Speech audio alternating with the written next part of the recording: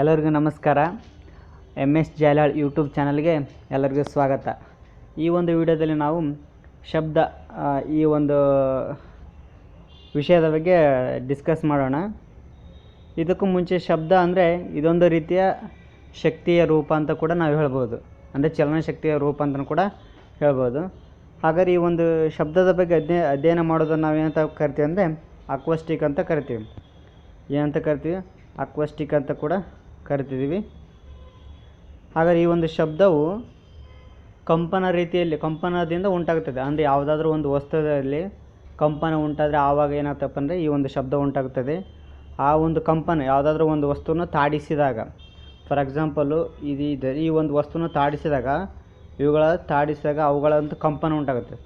ಆ ಒಂದು ಕಂಪನವು ಗಾಳಿಯೊಂದಿಗೆ ಬೆರೆತು ಏನು ಉಂಟು ಮಾಡ್ತಪ್ಪ ಅಂದರೆ ಈ ಒಂದು ಶಬ್ದವನ್ನು ಕೂಡ ಉಂಟು ಮಾಡ್ತಾ ಅಂತ ಕೂಡ ಹೇಳ್ಬೋದು. ಆದ್ದರಿಂದ ಈ ಒಂದು ಶಬ್ದದ ಬಗ್ಗೆ ಅಧ್ಯಯನ ಮಾಡೋದನ್ನು ಏನಂತ ಕರಿತೀವಪ್ಪ ಅಂದರೆ ಅಕ್ವಸ್ಟಿಕ್ ಅಂತ ಕೂಡ ಕರಿತೀವಿ. ಹಾಗಾದರೆ ನೆಕ್ಸ್ಟ್, ಈ ಶಬ್ದವು ನಿರ್ದಿಷ್ಟ ವೇಗದಲ್ಲಿ ಚಲಿಸುತ್ತದೆ. ಅಂದರೆ ಒಂದು ಪರ್ಟಿಕ್ಯುಲರ್ ಡಿಸ್ಟೆನ್ಸ್ ಅಂತ ಇರುತ್ತೆ, ಆ ಒಂದು ವೇಗದಲ್ಲಿ ಮಾತ್ರ ಕೂಡ ಈ ಒಂದು ಶಬ್ದ ಏನಂತ ಚಲಿಸ್ತೈತಿ. ಹಾಗೂ ಶಬ್ದದ ಅಲೆಗಳು ನಿಗಳ ತರಂಗದ ರೂಪದಲ್ಲಿ ಚಲಿಸುತ್ತವೆ. ಇದು ಇಂಪಾರ್ಟೆಂಟ್. ಈ ಶಬ್ದದ ಅಲೆಗಳು ಹೆಂಗಿರ್ತಪ್ಪ ಅಂದರೆ ನಿಗಳ ತರಂಗ ಕೇಳ್ತಾರೆ. ಶಬ್ದದ ಅಲೆಗಳು ಈ ಕೆಳಗಿನ ಯಾವ ವಿಧದ ಅಲೆಗಳು ಅಂತ ಕೇಳಿದ್ರೆ ಅಡ್ಡ ತರಂಗ ಕೇಳ್ಬೋದು, ನಿಗಳ ತರಂಗ ಕೇಳ್ಬೋದು, ಇನ್ನು ಯಾವುದೇ ರೀತಿಯಾಗಿ ಕೇಳ್ಬೋದು. ಅಡ್ಡ ತರಂಗ ಅಂದರೆ ಯಾವ ರೀತಿ ಇರ್ತಾವಪ್ಪ ಅಂದರೆ ಹುಬ್ಬು ತಗ್ಗಿರ್ತವೆ. ಫಾರ್ ಎಕ್ಸಾಂಪಲ್ ಏನಪ್ಪ ಅಡ್ಡ ತರಂಗ ಡಿಫ್ರೆನ್ಸ್ ಏನಪ್ಪ ಅಂದರೆ ಅಡ್ಡ ತರಂಗ ಅಂದರೆ ಹುಬ್ಬು ತಗ್ಗಿರ್ತವೆ. ಅದೇ ರೀತಿಯಾಗಿ ನೀಳ ತರಂಗ ಅಂದರೆ ಏನಪ್ಪ ಅಂದರೆ ಹಿಗ್ಗುವಿಕೆ ಕುಗ್ಗುವಿಕೆ ಇರ್ತವೆ. ಅಡ್ಡ ತರಂಗ ಅಂದರೆ ಹುಬ್ಬು ತಗ್ಗಿರ್ತೈತೆ, ನೀಳ ತರಂಗ ಅಂದರೆ ಹುಬ್ಬುವಿಕೆ ಮತ್ತು ಕುಗ್ಗುವಿಕೆ ಇರ್ತೈತೆ. ಸೊ ಆದ್ದರಿಂದ ಶಬ್ದದ ಅಲೆಗಳು ಹೆಂಗಿರ್ತಪ್ಪ ಅಂದರೆ ನೀಳ ತರಂಗದ ರೂಪದಲ್ಲಿ ಇರ್ತಾವಂತ ಕೂಡ ಹೇಳ್ಬೋದು. ನೆಕ್ಸ್ಟ್, ಶಬ್ದದ ತೀವ್ರತೆಯನ್ನು ಆಡಿಯೋಮೀಟರ್ ಎಂಬ ಉಪಕರಣವನ್ನು ಬಳಸಿ ಅಳೆಯುವರು. ಇದು ಇಂಪಾರ್ಟೆಂಟ್. ಈ ಒಂದು ಶಬ್ದದ ತೀವ್ರತೆಯನ್ನು ಯಾವುದರಿಂದ ಅಳಿತಾರಪ್ಪ ಅಂದ್ರೆ ಆಡಿಯೋಮೀಟರ್ ಎಂಬ ಉಪಕರಣ ಇರುತ್ತೆ. ಈ ಆಡಿಯೋಮೀಟರ್ ಉಪಕರಣವನ್ನು ಬಳಸಿ ಈ ಒಂದು ಶಬ್ದದ ತೀವ್ರತೆಯನ್ನು ಏನು ಮಾಡ್ತಾರಪ್ಪ ಅಂದ್ರೆ ಅಳಿತಾರೆ ಅಂತ ಕೂಡ ಹೇಳ್ಬೋದು. ನೆಕ್ಸ್ಟ್, ನೀರಿನ ಕೆಳಗೆ ಶಬ್ದವನ್ನು ಅಳಿತಾರೆ. ಫಾರ್ ಎಕ್ಸಾಂಪಲ್ ಈಗ ಯಾವುದಾದ್ರೂ ಸಮುದ್ರನೋ ನದಿನೋ ಇಲ್ಲಿರ್ತಪ್ಪ ಅಂದ್ರೆ ಅದರ ಒಂದು ಕೆಳಗೆ ಶಬ್ದವನ್ನು ಅಳೆಯಲು ಯಾವುದನ್ನು ಬಳಸ್ತಾರಪ್ಪ ಅಂದ್ರೆ ಹೈಡ್ರೋಮೀಟರ್.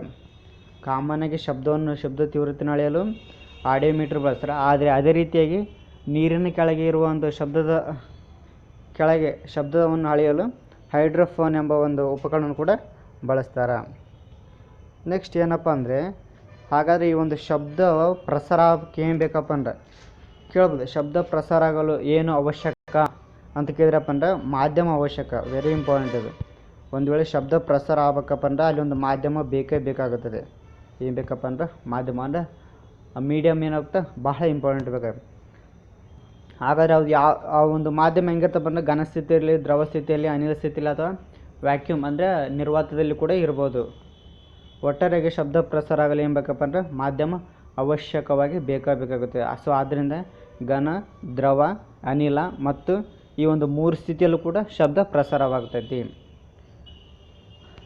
ನೆಕ್ಸ್ಟ್, ಆದ್ದರಿಂದ ಹಾಗಾದರೆ ಮಾಧ್ಯಮ ಅಂತ ಹೇಳಿದ್ರಲ್ಪ, ಆ ಒಂದು ಮಾಧ್ಯಮದಲ್ಲಿ ಶಬ್ದದ ವೇಗ ಬೇರೆ ಬೇರೆ ಇರ್ತೈತಿ. ಘನದಲ್ಲಿ ಹೆಂಗಿರ್ತೈತಿ, ದ್ರವದಲ್ಲಿ ಯಾವ ರೀತಿ ಎಷ್ಟಿರ್ತಪ್ಪ ಅಂದ್ರೆ, ನೆಕ್ಸ್ಟ್ ಅದೇ ರೀತಿ ನಿರ್ವಾತದಲ್ಲಿ ಅಂದರೆ ವ್ಯಾಕ್ಯೂಮ್ ಪ್ರದೇಶಗಳಲ್ಲಿ ಆ ಒಂದು ಪ್ರದೇಶಗಳಲ್ಲಿ ಶಬ್ದದ ವೇಗ ಏನತ್ತಪ್ಪ ಅಂದರೆ ಬೇರೆ ರೀತಿ ಹೇಗಿರ್ತವೆ. ಸೊ ಅವುಗಳನ್ನು ಒಂದೊಂದಾಗಿ ನೋಡೋಣ. ಮೊದಲನೇದಾಗಿ ನಿರ್ವಾತದಲ್ಲಿ ಶಬ್ದದ ಸ್ಪೀಡ್ ಏನಪ್ಪ ಅಂದ್ರೆ ಶಬ್ದದ ವೇಗ 0 ಮೀಟರ್. ಅಂದರೆ ನಿರ್ವಾತದಲ್ಲಿ ಅಂದರೆ ಈ ಶಬ್ದ ಯಾವುದೇ ರೀತಿಯಾಗಿ ಪ್ರಸಾರವಾಗುವುದಿಲ್ಲ. ಫಾರ್ ಎಕ್ಸಾಂಪಲ್, ಬೆಸ್ಟ್ ಎಕ್ಸಾಂಪಲ್ ಯಾವುದಪ್ಪ ಅಂದ್ರೆ ಈಗ ಕಾರ್ ತೊಗೊಳ್ರಿ. ಕಾರ್ನಲ್ಲಿ ಕುಳಿತಾಗ ಎಲ್ಲ ಕಿಟಕಿಗಳನ್ನು ಕ್ಲೋಸ್ ಮಾಡ್ಕೊಂಡು ಹೊರಗಡೆ ಮಾತಾಡ್ರಿ ಯಾರಾದರೂ ಕೇಳಿಸಲ್ಲ. ಯಾಕಂದ್ರೆ ಅಂದರೆ ಸ್ವಲ್ಪ ಕೇಳಿಸ್ತೈತೆ. ಯಾಕಂದ್ರೆ ಕಾರಿನ ಮೂಲಕ ಅಲ್ಲಿ ಕೆಳಗಡೆಯಿಂದನೋ ಎಲ್ಲಿಂದನೋ ನಮಗೆ ಗಾಳಿ ಬರ್ತಿರ್ತದೆ ಕಾರಿನ ಒಳಗಡೆ. ಸೊ ಆದ್ದರಿಂದ ಸ್ವಲ್ಪ ಕೇಳಿಸ್ತೈತೆ. ಅದೇ ರೀತಿಯಾಗಿ ಯಾವುದೇ ರೀತಿಯ ಗಾಳಿ ಇರಲಿಲ್ಲಪ್ಪ ಅಂದರೆ ಶಬ್ದ ಕೂಡ ಕೇಳಿಸಲ್ಲ. ಅಂದರೆ ಎಲ್ಲಿ ಯಾವ ಒಂದು ವಾತಾವರಣದಲ್ಲಿ ಗಾಳಿ ಇರಲ್ಲೋ, ಬೆಳಕು ಇರಲ್ಲೋ ಅಲ್ಲಿ ಅಂಥ ಒಂದು ನಿರ್ವಾತ ಪ್ರದೇಶದಲ್ಲಿ ಶಬ್ದ ಕೇಳಿಸುವುದಿಲ್ಲ. ಸೊ ಆದ್ದರಿಂದ ನಿರ್ವಾತ ಪ್ರದೇಶದಲ್ಲಿ ಶಬ್ದದ ವೇಗ ಎಷ್ಟಪ್ಪ ಅಂದರೆ 0 ಆಗಿರುತ್ತೆ. ಸೊ ಅಲ್ಲಿ ಯಾವುದೇ ರೀತಿಯಾಗಿ ಇಂತಿಷ್ಟು ಶಬ್ದ ಅಂತಲೂ ಇರೋದಿಲ್ಲ. ಸೊ 0 ಆಗಿರ್ತವೆ. ನೆಕ್ಸ್ಟ್ ಅದೇ ರೀತಿಯಾಗಿ ಗಾಳಿಯಲ್ಲಿ ಶಬ್ದದ ವೇಗ ಎಷ್ಟು ಅಂತ ಕೇಳ್ತಾರೆ. ಎಷ್ಟಪ್ಪ ಅಂದರೆ 340 ಮೀಟರ್ ಪರ್ ಸೆಕೆಂಡ್. ಒಂದೊಂದು ಕಡೆ 332 ಅಂತ ಕೊಟ್ಟಿರ್ತಾರೆ, ಒಂದು ಕಡೆ 333. ಸೊ ಇದು ಸ್ವಲ್ಪ ವೇರಿಯೇಷನ್ ಇರುತ್ತೆ. ಅಂದರೆ ಗಾಳಿಯಲ್ಲಿ ಶಬ್ದದ ವೇಗ ಎಷ್ಟೈತಪ್ಪ ಅಂದ್ರೆ 340 ಮೀಟ್ರ್ ಪರ್ ಸೆಕೆಂಡ್. ನಮಗೆ ಯೂನಿಟ್ ಕೂಡ ಗೊತ್ತಿರಬೇಕು. ಅದೇ ರೀತಿಯಾಗಿ ನೀರಿನಲ್ಲಿ ಶಬ್ದದ ವೇಗ ಎಷ್ಟು ಅಂತ ಕೇಳ್ತಾರೆ. ನೀರಿನಲ್ಲಿ ಶಬ್ದದ ವೇಗ 15 ಮೀಟರ್ ಪರ್ ಸೆಕೆಂಡ್. ಎಷ್ಟಪ್ಪ ಅಂದರೆ 1500 ಮೀಟ್ರ್ ಪರ್ ಸೆಕೆಂಡ್ ಅಂತ ಕೂಡ ಹೇಳ್ಬೋದು. ಅದೇ ರೀತಿ ಗಾಜು, ಘನ ಅಥವಾ ಕಬ್ಬಿಣ ಅಂತ ಬಂತಪ್ಪ ಅಂದರೆ 5000 ಮೀಟರ್ ಪರ್ ಸೆಕೆಂಡ್. ಇವುಗಳಲ್ಲಿ ಅಂದರೆ ಘನ ವಸ್ತುಗಳಲ್ಲಿ ಏನಿರುತ್ತಪ್ಪ ಅಂದರೆ ಶಬ್ದದ ವೇಗ ಏನಿರುತ್ತೆ ಹೆಚ್ಚಾಗಿರುತ್ತೆ. ನೆಕ್ಸ್ಟು ಗಾಜು ಮತ್ತು ಘನ, ಇದಕ್ಕಿಂತ ಅತಿ ಗಟ್ಟಿಯಾದ ವಸ್ತು ಯಾವುದಪ್ಪ ಅಂದರೆ ವಜ್ರ. ಇದರಲ್ಲಿ ಏನಪ್ಪ ಅಂದ್ರೆ 12000 ಮೀಟರ್ ಪರ್ ಸೆಕೆಂಡ್. ಈಗ ಇವುಗಳನ್ನು ಯಾವ ರೀತಿ ಕೇಳ್ಬಂದ ಪ್ರಶ್ನೆ, ಫಾರ್ ಎಕ್ಸಾಂಪಲ್ ಒಂದು ಯಾವುದಾದ್ರೂ ಒಂದಿಷ್ಟು ವಸ್ತುಗಳನ್ನು ಕೊಡ್ತಾರೆ. ಫಾರ್ ಎಕ್ಸಾಂಪಲ್ ನೀರು ಅಂತ ಕೊಡ್ತಾರೆ, ಕಲ್ಲು ಅಂತ ಕೊಡ್ತಾರೆ, ನೆಕ್ಸ್ಟು ಇನ್ನೊಂದು ಯಾವ ರೀತಿಯಾಗಿ ಕೊಡ್ತಾರೆ. ಈ ರೀತಿ ಒಂದು 3-4 ವಸ್ತುಗಳನ್ನು ಕೊಟ್ಟು ಈ ಒಂದು ವಸ್ತುಗಳಲ್ಲಿ, ಈ ಒಂದು ಮಾಧ್ಯಮಗಳಲ್ಲಿ ಶಬ್ದದ ವೇಗವನ್ನು ಏರಿಕೆ ಕ್ರಮದಲ್ಲಿ ಬರೀರಿ ಅಥವಾ ಇಳಿಕೆ ಕ್ರಮದಲ್ಲಿ ಬರೀ ಅಂತ ಕೊಟ್ಟಾಗ ನಮಗೇನು ಗೊತ್ತಕೊಂಡ್ರೆ ಇವುಗಳಿಗೆ ಗೊತ್ತಿರಬೇಕು. ಫಾರ್ ಗಾಳಿ ಅಂತ ಕೊಟ್ರಪ್ಪ ಅಂದರೆ ಗಾಳಿ ಇದೊಂದು ಕೊಟ್ಟಿರ್ತಾರೆ. ನೆಕ್ಸ್ಟ್ ಗಾಳಿ ಅಂತಿರಲಿ. ಇವು 3 ವಸ್ತುಗಳನ್ನು ಕೊಟ್ಟಾಗ ಇವುಗಳ ಶಬ್ದದ ವೇಗದಲ್ಲಿ ಏರಿಕೆ ಕ್ರಮದಲ್ಲಿ ಬರೀರಿ, ಇಳಿಕೆ ಕ್ರಮದಲ್ಲಿ ಬರೀ ಅಂತ ಕೊಟ್ಟಾಗ ಸೊ ಏನು ಗೊತ್ತಿರಬೇಕಂದ್ರೆ ಶಬ್ದದ ವೇಗ ಗೊತ್ತಿರಬೇಕು. ಸೊ ಆದ್ದರಿಂದ ಏನಪ್ಪ ಅಂದರೆ ಗಾಳಿಯಲ್ಲಿ 340 ಮೀಟ್ರ್, ನೆಕ್ಸ್ಟ್ ನೀರು 1500 ಮೀಟ್ರ್, ನೆಕ್ಸ್ಟ್ ಘನ ವಸ್ತುಗಳಲ್ಲಿ 5000 ಮೀಟರ್ ಪರ್ ಸೆಕೆಂಡ್, ನೆಕ್ಸ್ಟ್ ವಜ್ರದಲ್ಲಿ 12000 ಮೀಟರ್ ಪರ್ ಸೆಕೆಂಡ್ ಇರುತ್ತೆ. ಇದು ಇಂಪಾರ್ಟೆಂಟ್. ಸೊ ಆದ್ದರಿಂದ ಶಬ್ದದ ವೇಗ ಯಾವ್ಯಾವ ಮಾಧ್ಯಮದಲ್ಲಿ ಎಷ್ಟೆಷ್ಟು ಇರುತ್ತೆ ಅಂತ ಗೊತ್ತಿರಬೇಕು. ನೆಕ್ಸ್ಟ್ ನೋಡೋಣ, ಇಲ್ಲಿ ಬರ್ತೈತೆ ಮಾಧ್ಯಮದ ಸಾಂದ್ರತೆ ಹೆಚ್ಚಾದಂತೆ ಶಬ್ದದ ವೇಗವು ಕೂಡ ಹೆಚ್ಚಾಗುತ್ತೆ. ಅಂದರೆ ಡೆನ್ಸಿಟಿ, ಯಾವುದೋ ಒಂದು ಮಾಧ್ಯಮ ಇರುತ್ತೆ ಅಲ್ಲಿ ಅವುಗಳ ಮಾಧ್ಯಮದಲ್ಲಿ ಡೆನ್ಸಿಟಿ ಹೆಚ್ಚಾದಂತೆಲ್ಲಿ ಏನಾಗುತ್ತಪ್ಪ ಅಂದರೆ ವೇಗ ಅಂದರೆ ಶಬ್ದದ ವೇಗ ಕೂಡ ಏನಾಗುತ್ತಪ್ಪ ಅಂದರೆ ಹೆಚ್ಚಾಗುತ್ತೆ ಅಂತ ಕೂಡ ಹೇಳ್ತಾರೆ. ಅಂದರೆ ಡೆನ್ಸಿಟಿ ಜಾಸ್ತಿ ಇದ್ರಪ್ಪ ಅಂದರೆ ವೇಗವು ಕೂಡ ಹೆಚ್ಚಾಗುತ್ತೆ. ಇದು ಭಾಳ ಇಂಪಾರ್ಟೆಂಟ್. ನೆಕ್ಸ್ಟ್ ಅದೇ ರೀತಿಯಾಗಿ ಲೋಹಗಳಲ್ಲಿ ಕಂಪನವು ದೀರ್ಘಕಾಲ ಉಳಿಯುತ್ತದೆ. ನಾವು ಲೋಹಗಳಲ್ಲಿ ಅಂದರೆ ಯಾವುದಾದ್ರೂ ಕಬ್ಬಿಣ ಇರ್ಬೋದು.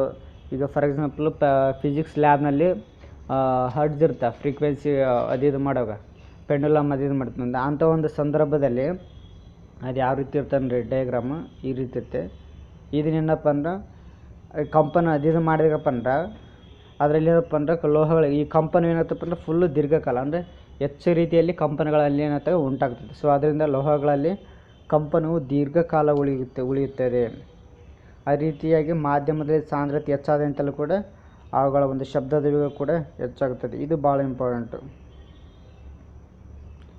ಶಬ್ದದ ವೇಗ ಏನತ್ತಪ್ಪ ಅಂದರೆ ಹೆಚ್ಚಾಗುತ್ತದೆ. ನೆಕ್ಸ್ಟ್ ಅದೇ ರೀತಿಯಾಗಿ ಶಬ್ದದ ವೇಗ ಮಾಧ್ಯಮದಲ್ಲಿ ಇರುವ ಕಣಗಳ ಮೇಲೆ ಅವಲಂಬಿತವಾಗಿರುತ್ತದೆ. ಇದು ಯಾಕಪ್ಪ ಅಂದರೆ ಫಾರ್ ಎಕ್ಸಾಂಪಲ್ ಈಗ ನಾವು ಗಾಳಿ ತೊಗೊಂಡ್ವಪ್ಪ, ಏರ್ ಇದೊಂದು ಗಾಳಿ ಐತಪ್ಪ, ಗಾಳಿಯಲ್ಲಿ ಹೆಂಗಿರ್ತಾವಪ್ಪ ಅಂದ್ರೆ ಕಣಗಳು ಅಲ್ಲೆಲ್ಲಿ ಬಿಡಿಯಾಗಿ ಇರ್ತಾವೆ. ಏನಪ್ಪ ಅಂದರೆ ಗಾಳಿಯಲ್ಲಿ ಅಂತವೆ ಕಣಗಳು ಬಿಡಿಯಾಗಿ ಇರ್ತವೆ.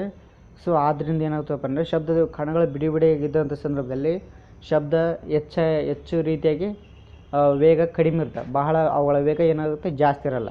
ಅಂದರೆ ಯಾಕಂದ್ರೆ ಕಣಗಳು ಬಿಡಿಯಾಗಿರುವಂಥ ಸಂದರ್ಭದಲ್ಲಿ ಶಬ್ದದ ವೇಗ ಏನತ್ತಪ್ಪ ಅಂದರೆ ಕಡಿಮೆ ಉಂಟಾಗುತ್ತದೆ. ಅದೇ ರೀತಿ ಘನ ಅಂತ ತೊಗೋದೆ. ಫಾರ್ ಎಕ್ಸಾಂಪಲ್ ಯಾವುದೊಂದು ಘನ ಕಬ್ಬಿಣನೋ ಕಲ್ಲೊಂದು ಕಬ್ಬಿಣ ತೊಗೊಂಡಾಗ ಇಲ್ಲಿ ಕಣಗಳು ಹೆಂಗಿರ್ತಪ್ಪ ಅಂದ್ರೆ ಒತ್ತೊತ್ತಾಗಿರ್ತವೆ. ಅಂದರೆ ಕೂಡಿ ಫುಲ್ಲು ಬಿಡಿಯಾಗಿರೋದಿಲ್ಲ, ಒತ್ತೊತ್ತಾಗಿ ಒಂದಕ್ಕೊಂದು ಏನಿರ್ತಪ್ಪ ಅಟ್ಯಾಚ್ಮೆಂಟ್. ಅಂದರೆ ಕಣಗಳು ಒತ್ತೊತ್ತಾಗಿದ್ದಂಥ ಸಂದರ್ಭದಲ್ಲಿ ಏನಿರ್ತಪ್ಪ ಅಂದ್ರೆ ಇಂಥ ಒಂದು ಸಂದರ್ಭದಲ್ಲಿ ಶಬ್ದದ ವೇಗ ಏನಾಗಿರ್ತಪ್ಪ ಅಂದ್ರೆ ಹೆಚ್ಚಾಗಿರ್ತದೆ. ಸೊ ಆದ್ದರಿಂದ ಕಣಗಳು ಎಲ್ಲಿ ಒತ್ತೊತ್ತಾಗಿರ್ತದೋ ಅಲ್ಲಿ ಶಬ್ದದ ವೇಗ ಜಾಸ್ತಿ ಇರ್ತೈತಿ.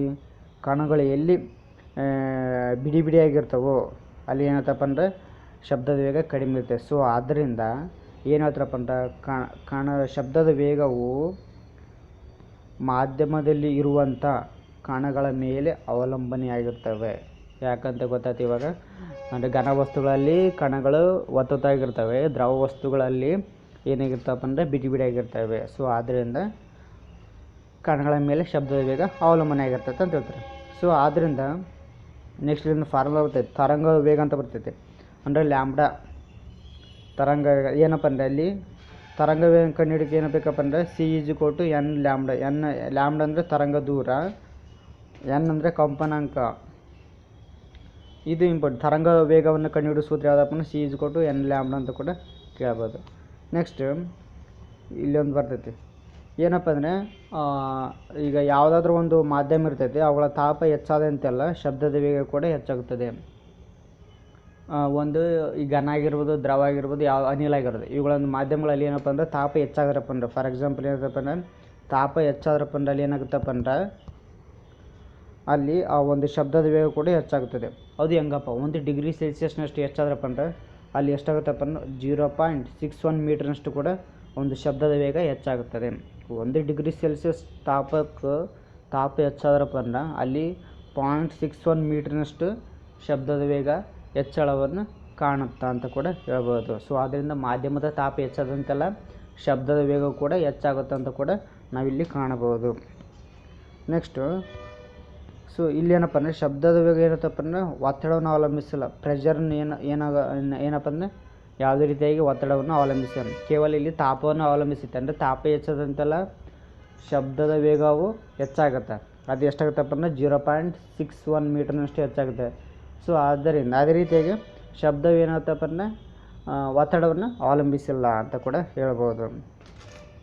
ಇಲ್ಲಿ ನೋಡ್ರಿ, ಈಗ ಶಬ್ದ ನಾವು ಸುತ್ತಮುತ್ತಲ ಅಂದ್ರೆ 3 ರೀತಿಯಲ್ಲಿ ಕೇಳ್ತೀವಿ. ಶಬ್ದ ಅಂದ್ರೆ ಕೆಲವೊಬ್ಬರು ಸ್ಲೋ ಮಾತಾಡ್ತಿರ್ಬೋದು, ಇನ್ನೊಂದಿಷ್ಟು ಕೆಲವು ಶಬ್ದಗಳು ಜಾಸ್ತಿ ಕೇಳ್ಬೋದು, ಇನ್ನೊಂದಿಷ್ಟು ಶಬ್ದಗಳು ಕೇಳಿದಷ್ಟು ನಮಗೆ ಹಾನಿಕರ ಆಗುತ್ತೆ. ಸೊ ಈ ಒಂದು ಆಧಾರದ ಮೇಲೆ ಶಬ್ದವನ್ನು ನಾವು ಯಾವ ರೀತಿ ಕೇಳಿಸ್ತೀವಿ, ನಾವು ಯಾವ ರೀತಿ ಗ್ರಹಿಕೆ ಮಾಡ್ತೀವಿ, ಅಥವಾ ಅವುಗಳ ಆಧಾರದ ಮೇಲೆ ಆಧಾರದ ಮೇಲೆ 3 ಭಾಗಗಳನ್ನಾಗಿ ಮಾಡ್ತೀವಿ.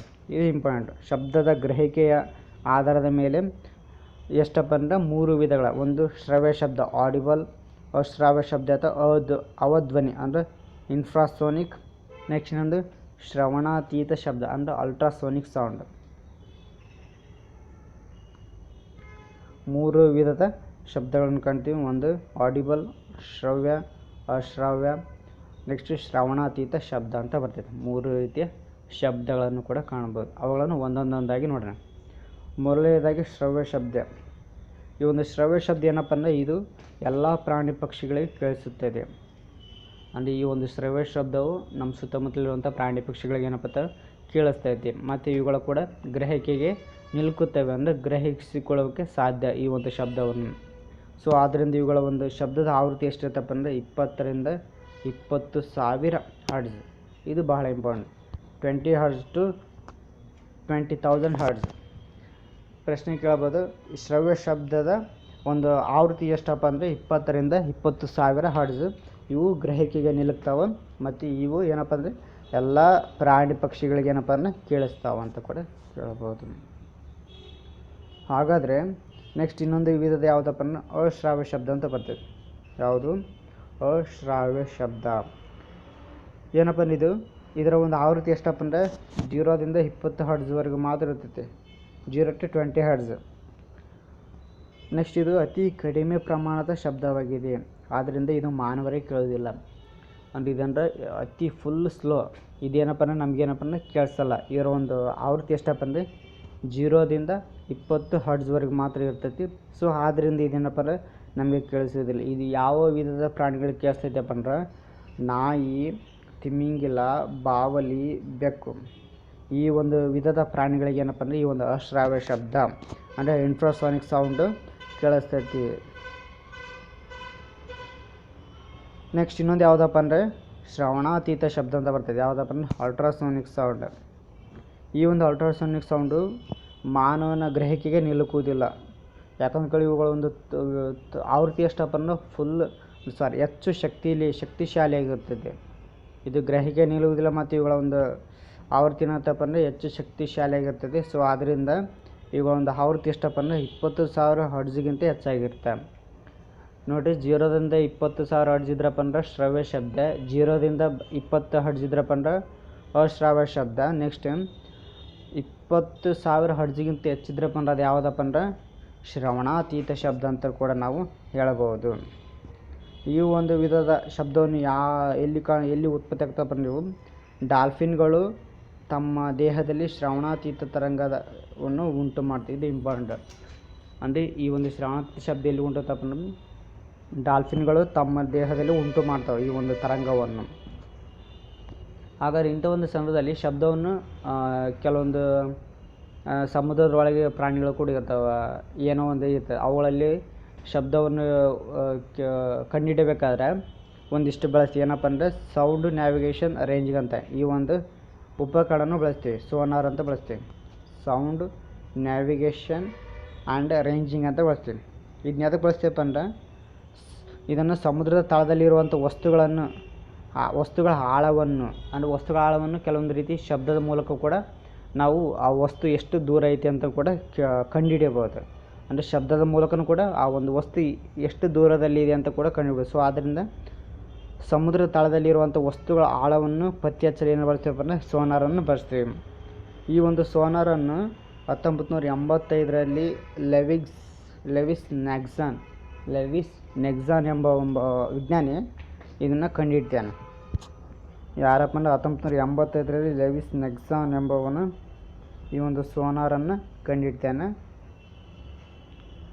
ನೆಕ್ಸ್ಟ್ ಅದೇ ರೀತಿಯಾಗಿ ಪ್ಯಾಥೋಮೀಟರ್ ಅಂತ ಬರ್ತದೆ. ಅದೇ ರೀತಿಯಾಗಿ ಸಮುದ್ರದ ಆಳವನ್ನು ಅಳೆಯಲು ಪ್ಯಾಥೋಮೀಟರ್, ಸಮುದ್ರದಲ್ಲಿ ಅಡಗಿರುವಂಥ ವಸ್ತುಗಳ ಆಳವನ್ನು ಅಳೆಯಲು ಸೋನಾರ್.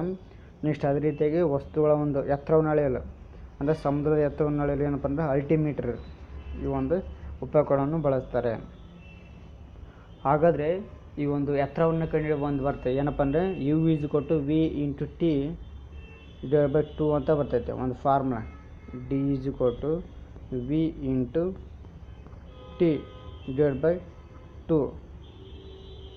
ಸೊ ಏನು ಬರ್ತಾರೆ ಒಂದು ಏನಪ್ಪ ಅಂದರೆ ಸಮಯ ಕೇಳಿದ್ರು ಅಥವಾ ವೇಗ ಕೇಳಿದ್ರು 2D ನೆಕ್ಸ್ಟ್ ಕನ್ವರ್ಜೇಷನ್ ಮಾಡ್ಕೋಬೇಕು. ನಾವು ಅಂದರೆ ಯಾವುದನ್ನು ಕೇಳ್ತಾರೆ ಆ ರೀತಿಯಾಗಿ ಅದನ್ನು ಸೂತ್ರವನ್ನು ಬದಲಾಯಿಸ್ಕೊಳ್ಬೇಕಾಗತ್ತೆ. D=VT/2. ಸೊ 2D=VT ಮಾಡ್ಕೋಬೇಕು. ಅಲ್ಲಿ ಸಮಯ ಕೇಳಿದ್ರಪ್ಪ ಅಂದ್ರೆ ಅಥವಾ ವೇಗ ಕೇಳಿದ್ರಪ್ಪ ಅಂದ್ರೆ 2D/T ಅಂತ ಮಾಡ್ಕೋಬೇಕು. ಸೊ ಅದರಿಂದ ಯಾವುದನ್ನು ಕಂಡುಹಿಡಿಯಲು ಕೇಳ್ತಾರೆ ಆ ರೀತಿಯಾಗಿ ನಾವು ಫಾರ್ಮುಲಾನ ಬದಲಾಯಿಸ್ಕೊಳ್ಬೇಕು. ನೆಕ್ಸ್ಟ್ ಇನ್ನೊಂದು ಬರುತ್ತೆ ಏನಪ್ಪ ಅಂದರೆ ಸೋನಾರ್ ಅಂತ ಬರ್ತೈತಿ. ಅಂದರೆ ಟ್ರಾನ್ಸ್ಮಿಟರ್. ಸೋನಾರ್ ಸಾಧನವು ಪ್ರೇಷಕ ಮತ್ತು ಪತ್ತೆಕಾರಿ ಎಂಬ 2 ಭಾಗಗಳನ್ನು ಹೊಂದಿದೆ. ಈ ಒಂದು ಸೋನಾರ್ ಏನಪ್ಪ ಅಂದರೆ ಇದರಲ್ಲಿ 2 ಭಾಗಗಳು ಬರ್ತವೆ. ಈ ಒಂದು ಸೋನಾರ್ನಲ್ಲಿ ಟ್ರಾನ್ಸ್ಮಿಟರ್ ಅಂತ ಇರ್ತೈತಿ, ನೆಕ್ಸ್ಟ್ ಡಿಟೆಕ್ಟರ್ ಅಂತ ಇರ್ತೈತಿ.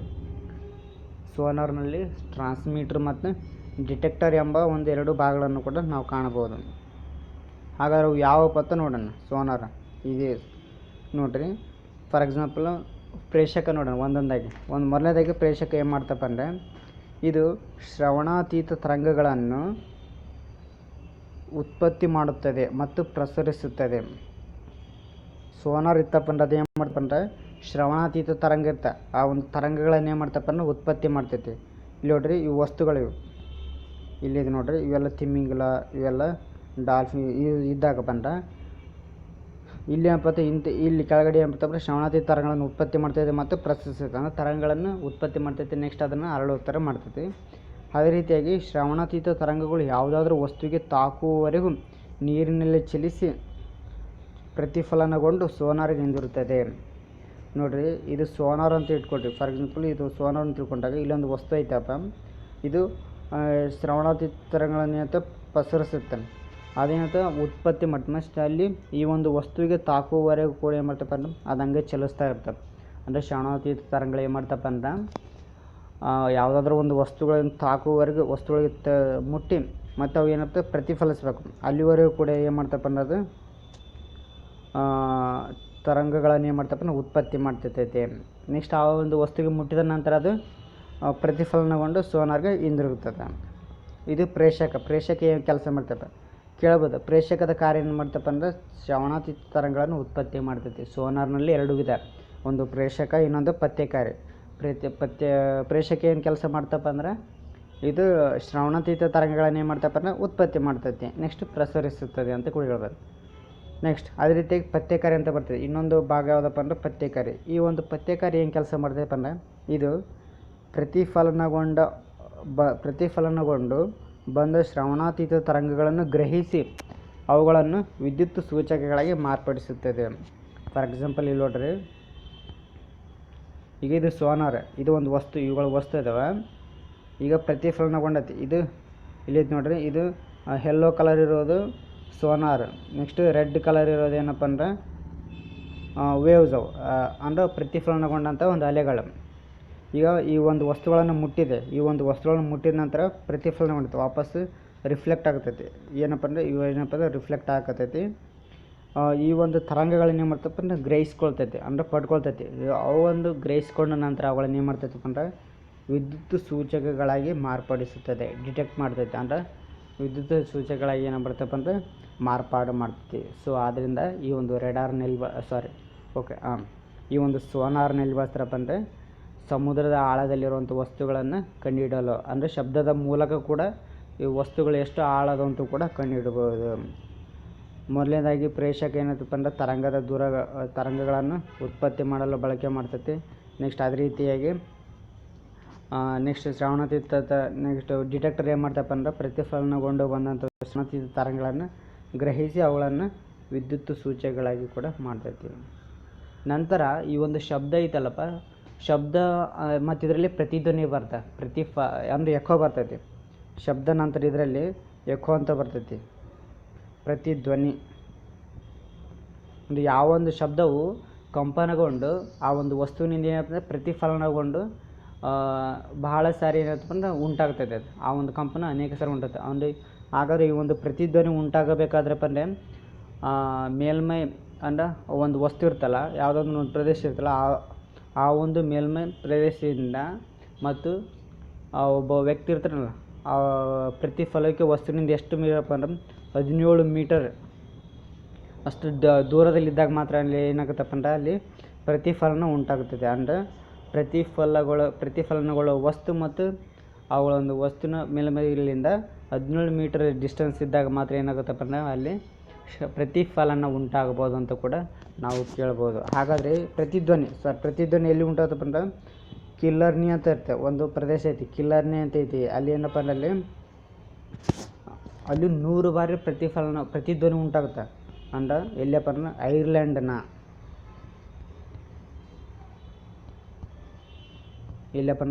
ಐರ್ಲೆಂಡ್ನ ಕಿಲ್ಲರ್ನಿ ಎಂಬ ಪ್ರದೇಶದಲ್ಲಿ 100 ಬಾರಿ ಪ್ರತಿಧ್ವನಿ ಉಂಟಾಗುತ್ತೆ. ಫಾರ್ ಎಕ್ಸಾಂಪಲ್ ಇಲ್ಲಿ ನಾವು ನಮ್ಮ ಸುತ್ತಮುತ್ತಲು ಒಂದು ಗೋಲ್ ಗುಂಬಜ್, ನೆಕ್ಸ್ಟ್ ತಾಜ್ ಮಹಲ್, ಇವುಗಳಲ್ಲಿ ಏನಪ್ಪ ಅಂದ್ರೆ ಒಂದು ಸಾರಿ ಕೂಗಿದ್ರೆ ನಮಗೇನಪ್ಪ ಪ್ರತಿಧ್ವನಿ ಉಂಟಾಗುತ್ತೆ. ಅದೇ ರೀತಿಯಾಗಿ ಐರ್ಲೆಂಡಿನ ಕಿಲ್ಲರ್ನಿ ಎಂಬ ಒಂದು ಪ್ರದೇಶದಲ್ಲಿ ಏನಪ್ಪ ಅಂದ್ರೆ ಒಂದು ಸಾರಿ ಕೂಗಿದರೆ 100 ಬಾರಿ ಪ್ರತಿಧ್ವನಿ ಉಂಟಾಗುತ್ತದೆ. ಸೊ ಈ ಒಂದು ಪ್ರತಿಧ್ವನಿ ಉಂಟಾಗಬೇಕಾದ್ರೆ ಎಷ್ಟು ಡಿಸ್ಟೆನ್ಸ್ ಇರಬೇಕಂದ್ರೆ 17 ಮೀಟರ್ ಡಿಸ್ಟೆನ್ಸ್ ಇರಲೇಬೇಕಾಗತ್ತೆ. ಇದು ಇಂಪಾರ್ಟೆಂಟ್. ನೆಕ್ಸ್ಟ್ ಈಗ ಪ್ರತಿಧ್ವನಿ ಮತ್ತು ಶಬ್ದದ ವಿಧಗಳನ್ನು ಕೂಡ ನೋಡಿದ್ವಿ. ಶಬ್ದದ ಮಾಧ್ಯಮಗಳನ್ನು, ಅಂದರೆ ಶಬ್ದ ಉಂಟಾಗಲು ಮಾಧ್ಯಮ ಬೇಕು. ಹಾಗಾದರೆ ಆ ಒಂದು ಮಾಧ್ಯಮದಲ್ಲಿ ಶಬ್ದದ ವೇಗವು ಬೇರೆ ಬೇರೆ ಇರ್ತೈತೆ. ಒಂದು ಮಾಧ್ಯಮಕ್ಕಿಂತ ಇನ್ನೊಂದು ಮಾಧ್ಯಮದಲ್ಲಿ ಆ ಒಂದು ಶಬ್ದದ ವೇಗವು ಕೂಡ ಬೇರೆ ಆಗಿರುತ್ತೆ ಅಂತ ಕೂಡ ನೋಡ್ಬೋದು. ನಂತರ ನೆಕ್ಸ್ಟ್ ಈ ಒಂದು ಶಬ್ದದ ಅಲ್ಲಿ ಬರುವಂಥ ಒಂದು ಡಾಪ್ಲರ್ ಪರಿಣಾಮ, ಅದರ ಒಂದು ಅನ್ವಯ. ನೆಕ್ಸ್ಟ್ ನಾವು ದಿನನಿತ್ಯ ಬಳಸುವ, ಮಾತನಾಡುವಾಗಿರ್ಬೋದು, ನಾವು ದಿನನಿತ್ಯ ಕೇಳುವ ವಸ್ತುಗಳಾಗಿರ್ಬೋದು, ಅವುಗಳ ಒಂದು ಶಬ್ದದ ವೇಗ ಅಥವಾ ಶಬ್ದವು ಎಷ್ಟಿರುತ್ತೆ ಅಂತಲೂ ಕೂಡ ಮುಂದಿನ ಒಂದು ವಿಡಿಯೋದಲ್ಲಿ ನೋಡೋಣ. ಇಲ್ಲಿಗೆ ಈ ಒಂದು ವಿಡಿಯೋನ ಮುಗಿಸ್ತಿದ್ದೀನಿ. Thank you.